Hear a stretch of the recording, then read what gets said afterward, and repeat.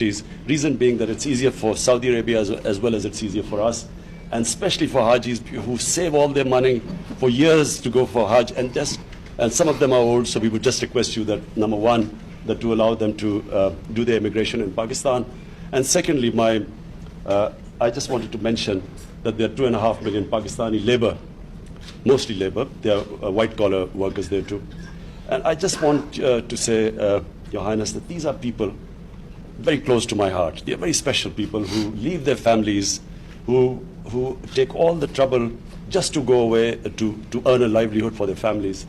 These are mostly people who don't see their families for a year, 6 months. And so for us, they are very special people. And we would just request you that, it is something which will please the Almighty if we can just treat them. There are some 3,000 prisoners there, and we just would like you to bear in mind that they have poor people who have left their families behind. So just a request that these are very special people for us, this labor which goes abroad for working. And imagine leaving their family and children behind who work hard, send their money back, and we would, a special request from them that, please, sometimes they face hardships, and we would like you to look upon them as your own people. Basically, we feel that this close affinity to Saudi Arabia, we feel that your people are brothers, and we would just like you to have that same feeling for them. Thank you very much.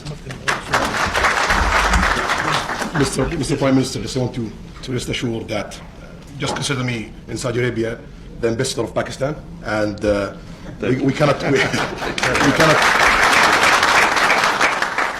say no to Pakistan. Whatever we can do, we will deliver that. Thank you.